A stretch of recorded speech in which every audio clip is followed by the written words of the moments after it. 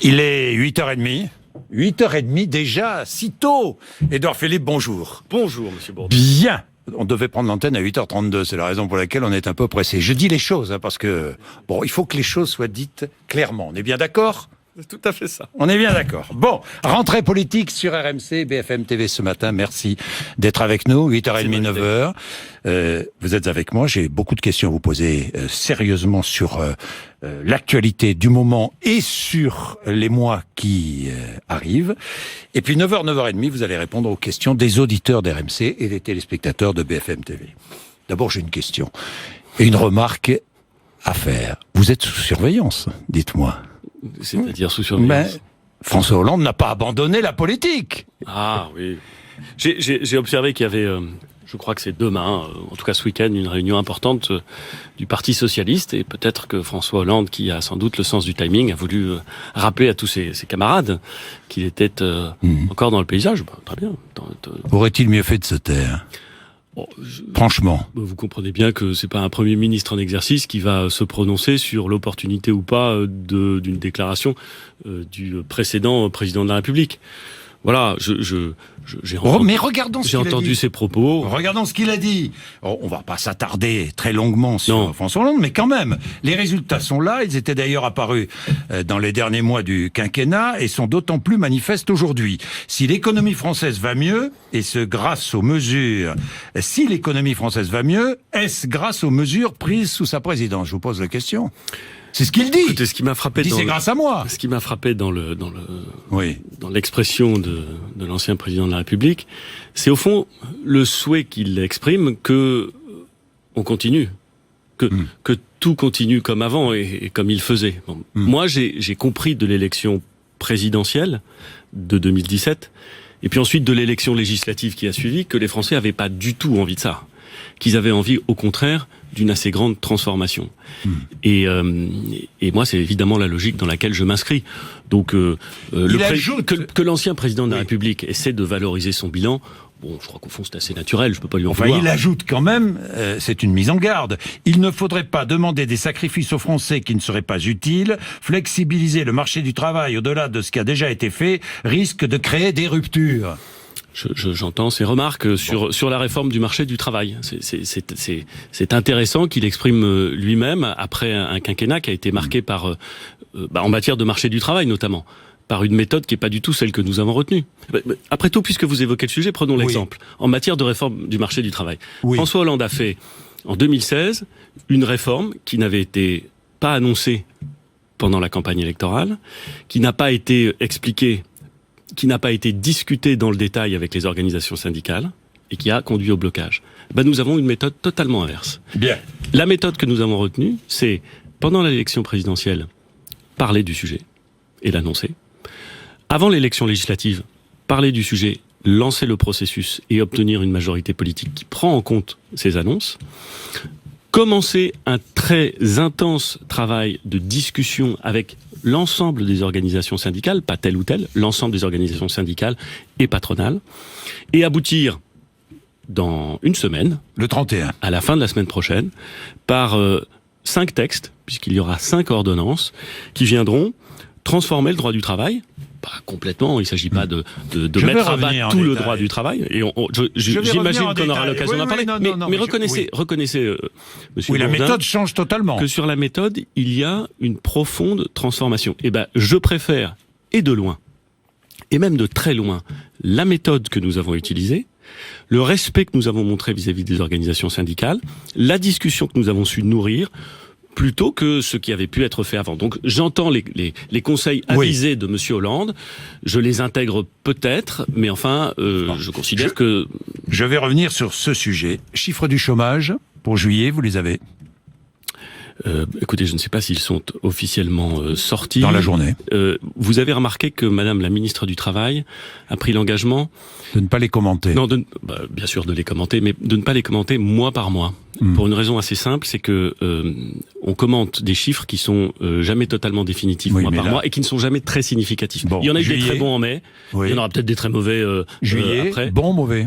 Je suis pas sûr que juillet sera exceptionnel. Mais pas très bon. Ce que je sais, c'est-à-dire que le chômage va augmenter. Ce que je sais, pardon d'aller jusqu'au bout de mon propos, ce que je sais, c'est ce qui est intéressant, c'est de les commenter trimestre par trimestre. Et de ce point de vue-là, croyez-moi, on n'hésitera pas à les commenter trimestre par trimestre parce que ce sont des chiffres importants. Vous avez le parce chiffre, que j'ai pas le chiffre, non. Vous n'avez pas le chiffre. Bien. Les emplois aidés, les contrats aidés, parce que ça fait débat. Ce matin, d'ailleurs, nous avons ouvert le débat sur RMC. J'ai entendu les contrats aidés, 293 000 en 2017. Quel est l'avenir? On terminera à 320 000. 320 000? On terminera à 320 000. Sur l'année. Ce qui est moins que ce qui a été fait en 2016. Mais vous... Plus de 400 000. Vous avez... je sais que vous êtes... 3 milliards d'euros par an. Que vous aimez... Absolument. Je sais que vous aimez la précision des chiffres, oui. Monsieur Bourdin. Donc oui. je vais essayer d'être aussi précis que vous l'êtes. Allez-y. Mais je parle de mémoire. Allez-y. Sur les emplois aidés, on a fait plein de choses. D'abord, on en a toujours fait des emplois aidés. Vous allez continuer en fait? Non, on en a toujours fait depuis très longtemps, ce que je veux dire. Depuis très longtemps. Je crois, et je parle sous votre contrôle, que il y a 15 ans, on devait être sur des volumes d'environ 900 ou 950 000 contrats aidés. Donc, on était très très loin. Vous remarquerez avec moi que ça a pas contribué à réduire durablement le chômage. Mais enfin, on était sur des volumes là. Ensuite, on est descendu progressivement avec, en général, des pics à 450 000, 500 000. Et en général, ces pics étaient avant les présidentielles. Curieux, hein? Mais bon. Alors ça a été le cas en 2016. Hein, on est bien monté en 2016 sur les contrats aidés juste avant la présidentielle. Je sais pas pourquoi, mais enfin si, je sais assez bien pourquoi. Vous savez très bien pourquoi aussi. Mon objectif, c'est pas de dire les contrats aidés, c'est mal. D'abord, ceux qui bénéficient des contrats aidés pendant une période de temps qui peut pas être reconduite plusieurs fois, mais enfin pendant une période de temps, ils bénéficient d'un contrat qui est souvent un contrat à temps partiel. Oui. Et ils ont du boulot. Donc ils ont du boulot, pris en charge en partie par l'État, mais ils ont du boulot. Pris très largement en charge par l'État. Oui. Bon, je conteste pas du tout le fait que pour eux, c'est quelque chose qui momentanément est utile. Je conteste pas non plus le fait que pour la collectivité, je pense par exemple aux collectivités territoriales, j'ai été maire du Havre, j'ai utilisé des contrats aidés en tant que maire. J'en ai pas utilisé beaucoup, mais j'en ai utilisé. Bah, forcément, vous avez un emploi qui, au lieu de vous coûter 100% de ce qu'il devrait vous coûte 25% de ce qu'il devrait vous coûter. Vous trouvez ça vachement bien. Je peux parfaitement le comprendre du point de vue de l'employeur local. Très bien. Mais à la fin de la fin, moi je suis pas représentant de telle ou telle collectivité. Je suis obligé de regarder l'ensemble du système. L'ensemble du système, c'est une politique publique qui ne produit pas de bons résultats pour le retour à l'emploi, qui est évidemment très onéreuse, mais qui ne produit pas de bons résultats pour le retour à l'emploi. Nous, ce que nous voulons faire, ça n'est pas multiplier au gré des échéances électorales les contrats aidés, c'est avoir une politique active de retour à l'emploi. Je m'explique, si vous me le permettez. Baisse des charges, qui fait très largement diminuer le coût du travail, notamment sur... Je suis sûr que vous alliez y revenir, et moi aussi. Mais qui fait très largement diminuer le coût du travail, notamment sur les bas salaires, c'est-à-dire notamment sur les emplois de ceux qui... Oui, mais attendez, avant de parler des baisses des charges, je voudrais que sur les contrats aidés, vous me disiez, est-ce que l'année prochaine, en 2018, il y aura encore des contrats aidés? Il y aura encore des contrats aidés, il y en aura moins que ce qui existe aujourd'hui. C'est-à-dire moins Jean-Jacques Bourdin. Beaucoup moins ou moins? Je vais vous répondre. Mais laissez-moi juste expliquer la logique. Oui, non, mais c'est important. Allez-y. Traitons le sujet jusqu'au bout, si vous voulez bien. Baisse des charges. Oui. Donc, retour de la croissance. Vous avez noté que les chiffres de retour de la croissance étaient là. Bon, donc baisse des charges sur les emplois, et notamment sur les emplois non qualifiés, retour de la croissance. Nous, ce que nous voulons faire, c'est dire, au lieu de faire des contrats aidés, vous savez que après un contrat aidé, la possibilité, le nombre de gens qui trouvent un contrat durable après un contrat aidé, c'est 25%. C'est tout. Ça veut dire que 75% des gens qui disposent d'un contrat aidé, ensuite, n'ont rien. Moi, ce que je souhaite, exactement dans la ligne de ce qui a été défini par le président de la République, exactement. Et ce que nous souhaitons avec le gouvernement, c'est faire en sorte de consacrer des moyens, non pas à financer des contrats aidés, mais à financer des formations individualisées, qui permettent, elles, et on le sait, c'est pas moi qui le dis, qui permettent, elles, un retour durable à l'emploi. Je préfère avoir des dépenses qui sont efficaces que des dépenses qui sont à très court terme, mais en vérité inefficaces. C'est ça l'objet. C'est un changement de logique. C'est un changement de logique. C'est un changement de logique important qui a du sens. Pour terminer sur votre question, il y a deux domaines dans lesquels on fera très attention. C'est l'éducation nationale et c'est les outre-mer. Donc parce que là, on va essayer de faire en sorte que l'utilisation des contrats aidés dans l'éducation nationale et pour les outre-mer soit préservée. Mais sinon, on veut très fortement changer la logique pour activer les dépenses et pour faire en sorte que l'argent public qui est dépensé et qui doit être dépensé en la matière le soit bien, le soit efficacement. Donc pas plus de 200 000 contrats aidés en 2018, quoi. Ah non. Mais moins même. Même moins. Encore une fois, l'important, Alors, l'important, c'est l'efficacité de la politique qui nous permet de revenir vers un emploi. Vous avez peut-être noté ce qu'a dit le président de la République hier dans sa conférence de presse sur le chômage de masse, sur le fait que nous étions le seul grand pays à ne pas avoir réussi à vaincre et à gagner cette bataille contre le chômage de masse. Nous allons beaucoup parler du chômage. Bien, parlons du pouvoir d'achat. Pouvoir d'achat, CSG, cotisation salariale, chômage et maladie. Alors, c'est très simple, j'ai bien compris. Hausse de la CSG de 1,7% le 1er janvier, on est bien d'accord. Hein, elle passera de 7,5 à 9,2, on est bien d'accord. Et en même temps... Pas sur tous les revenus. Sur les revenus du capital, mais pas sur les petites retraites. Sur les petites retraites avec... Pas sur l'indemnisation du chômage, pas sur les indemnités journalières. Non mais, quand on dit augmentation de la CSG, vous avez raison, je l'assume, ça a été dit pendant la campagne, je l'assume parfaitement. Mais dans ce cas-là, disons-le complètement. Pas pour les petites retraites, pas pour les chômeurs, pas pour ceux qui bénéficient d'indemnités journalières liées... Je vais y revenir en détail. Pardon, mais Oui, vous avez raison. Mais parallèlement, baisse des cotisations salariales. Absolument. Donc, en 2 fois. De 3,15 points. C'est-à-dire en 2 fois. Absolument. Nous allons... Là aussi, je sollicite de votre bienveillance au moins 2 ou 3 minutes. Parce que le sujet est à la fois mais le sujet important, majeur, sensible et intéressant. Nous allons augmenter la CSG.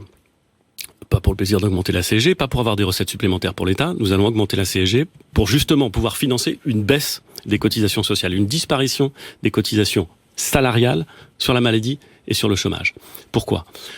Pour financer l'augmentation du pouvoir d'achat de ceux qui travaillent. Pour une raison simple, c'est qu'on pense qu'il faut, en France, que ceux qui travaillent, que ceux qui produisent la richesse, aient un gain de pouvoir d'achat.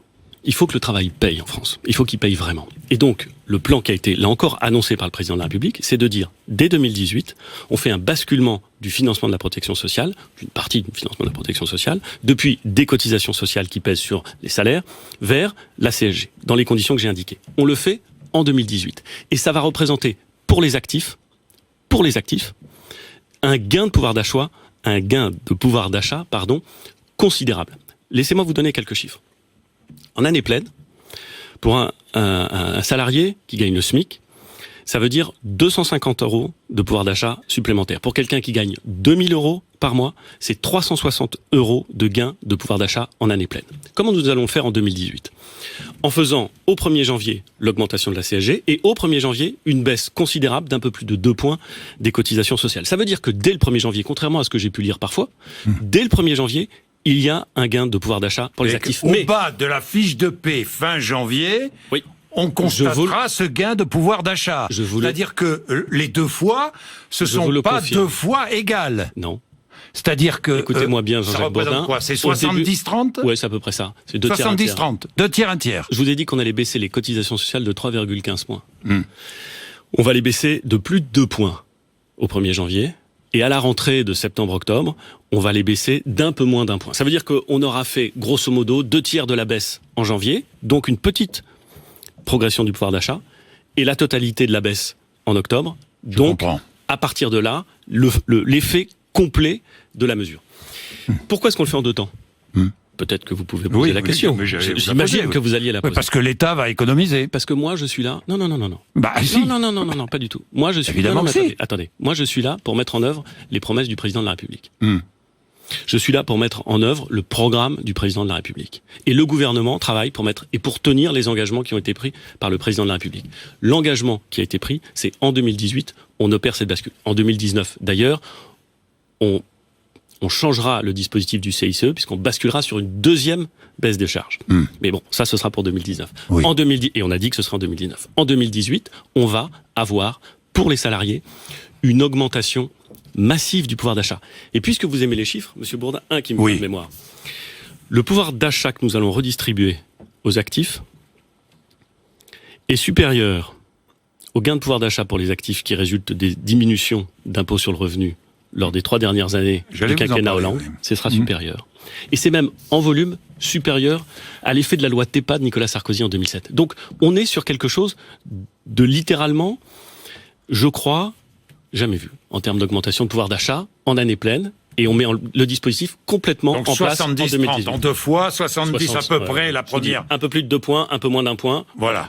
Voilà, oui, c'est-à-dire 65, 70-30. quoi, 65, 35. C'est quoi. ça l'idée. On est bien d'accord, c'est ça l'idée. Bien, la hausse de la...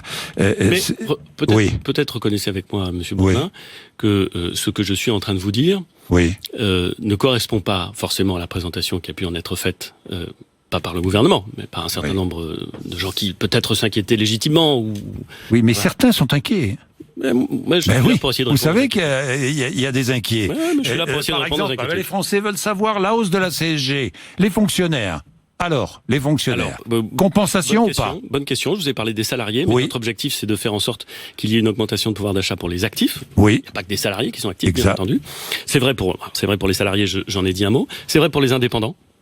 Les indépendants payent des charges, bien entendu. Bien sûr. Et ils auront une augmentation de leur pouvoir d'achat. Comment? Par le même mécanisme, c'est-à-dire qu'on va baisser un certain nombre de charges sur... Diminution des cotisations maladie, hein, c'est ça? Absolument, ça va passer de la même façon. Bon. Et puis alors pour les fonctionnaires, oui. On est en train de le ministre chargé de la fonction publique, c'est-à-dire le ministre de l'Action et des Comptes Publics, Gérald Darmanin, va avoir des discussions avec les organisations syndicales pour faire en sorte de trouver le système de compensation entre l'augmentation de la CSG. On va voir. Augmentation salariale. C'est une discussion. Augmentation de l'indice, je sais pas moi. C'est une discussion. Permettez-moi de pas la préempter. C'est une discussion. En septembre, hein, octobre. C'est une discussion qui aura lieu entre le ministre et les organisations syndicales. Et l'idée sera de faire en sorte que tous les actifs bénéficient de la réforme, donc notamment les fonctionnaires. Bien. Les pensions d'invalidité. Alors pour les pensions d'invalidité, s'agissant des pensions, je vous ai dit que donc les pensions d'invalidité, pardon, je pensais pensions de retraite pendant que vous me posiez la question. Pension d'invalidité. Si vous m'autorisez à vérifier ça pendant la pause, je vous réponds après la pause. Ah bon? Non, mais parce que... il y a tellement de chiffres, remarquez. Il y a énormément de chiffres, j'essaie de les avoir en tête. J'avoue bien humblement que parfois, ils peuvent m'échapper. Je préfère ne pas vous donner de choses. C'est important, hein. CSG, pension d'invalidité. Je suis entièrement d'accord. Je vous ai dit... D'ailleurs, je vous parlerai tout à l'heure Je vous ai déjà dit des choses sur les indemnités chômage, sur les indemnités journalières, sur les petites pensions, mais vous avez raison, vous posez une question à laquelle je n'ai pas la réponse de tête. Permettez-moi de vérifier ça et de vous le dire très rapidement. Exonération de la taxe d'habitation. Alors là, pour combien de Français dès 2018 ? Nous avons prévu une mesure qui va nous permettre de baisser le produit, enfin le versement de la taxe d'habitation à hauteur de 3 milliards. Donc ça veut dire que il y a 30%, je pense, des Français qui, dès 2018, vont bénéficier de cette mesure qui ne aura pas d'impact sur les finances des collectivités locales, je le redis, puisqu'elle sera compensée par l'État, donc, mais qui permettra de diminuer un prélèvement. Alors, si on a 2 minutes aussi, il faut parler de la taxe d'habitation. Alors allez-y. C'est un prélèvement important. Pour les collectivités locales, c'est un prélèvement tout à fait important. Pourquoi ? C'est une recette. C'est pas la taxe d'habitation qui est appréciée par les collectivités. C'est le fait que c'est une recette fiscale, c'est-à-dire une recette dont elles fixent le taux. Les bases sont fixées ailleurs, mais c'est elles qui fixent le taux, et donc elles peuvent avoir un produit qui correspond à leurs besoins. Donc elles sont évidemment attachées à cet impôt pour une raison très simple, c'est que ça leur permet de mettre en œuvre leur politique publique locale, ce que je comprends parfaitement. Le problème, c'est que la taxe d'habitation, c'est un mauvais impôt. Je le pense profondément. Je me souviens d'un professeur de finances publiques qui me disait, quand je faisais mes études, un bon impôt, c'est pas forcément un impôt juste, c'est un vieil impôt. Le seul intérêt de la taxe d'habitation, c'est que c'est un vieil impôt. Parce que franchement, c'est un impôt injuste. C'est un impôt injuste. C'est un impôt dont les bases ont été définies au début des années 70 et qui n'a jamais su prendre en compte le fait qu'il y avait des évolutions de richesse dans les quartiers, qu'il y avait des évolutions dans les quartiers, dans une ville, qui faisaient que vous avez dans des quartiers, parlons du Havre, excusez-moi, je prends cet exemple, c'est celui que je connais le mieux. Au Havre, vous avez des quartiers périphériques, dans lesquels, depuis 40 ans, la valeur des appartements n'a pas augmenté au rythme où elle a augmenté, par exemple, en centre-ville. Mais comme les bases ont été fixées dans les années 70, vous avez des gens qui payent dans des quartiers périphériques autant, voire plus, que dans des quartiers de centre-ville, dont la valeur des biens s'est considérablement accrue. C'est pas juste. Et comme vous n'avez pas le droit de moduler le taux par quartier, comme vous n'avez pas réussi à faire évoluer les bases, parce qu'il va y avoir des perdants, il va y avoir des gagnants, et tout le monde a la trouille de savoir qui sont les gagnants et qui sont les perdants, vous vivez avec un impôt auquel tout le monde s'est habitué, ça c'est vrai, mais qui n'est pas un impôt juste. Notre objectif, c'est de réfléchir tranquillement avec les collectivités locales à comment est-ce qu'on fait à l'avenir pour avoir une fiscalité locale plus intelligente. C'est un des dossiers qui sera discuté dans le cadre de la Conférence nationale des territoires qu'on a engagé. C'est un dossier très important, très compliqué, qui ne nous empêchera pas, dans les 3 ans qui viennent, de diminuer année par année le montant de cette taxe d'habitation versée par les Français. Jusqu'à 80%. Ah, on est bien d'accord. Annoncé ici, d'ailleurs, par le candidat Emmanuel Macron. Confirmé par son Premier ministre. Alors, je regarde le calendrier. Regardons-le ensemble. Il y a la réforme, j'y reviens dans un instant. La réforme du Code du travail, dans un premier temps. Ensuite, fin 2017, la réforme du chômage, de la formation professionnelle et de l'apprentissage, c'est bien ça? Fin de l'année. On va la lancer, Et début 2018, réforme des retraites. Hein. Oui, non, bien sûr. Oui. Non, vous dites réforme. Il y aura une réforme. Permettez-moi juste, pardon, mais de corriger vos propos. Non, mais oui. Allez-y, si vous, vous mais oui, parce que vous savez mieux, vous connaissez mieux le calendrier que moi. Nous sommes en train de terminer le processus d'élaboration de la réforme du Code du travail qui avait été annoncé. On y reviendra. Très bien. À partir de septembre, on lance la réflexion, la mise en œuvre de ce qui constituera effectivement une réforme importante de formation, assurance chômage. Là, on est parti là-dessus. Le président de la République a pris des engagements.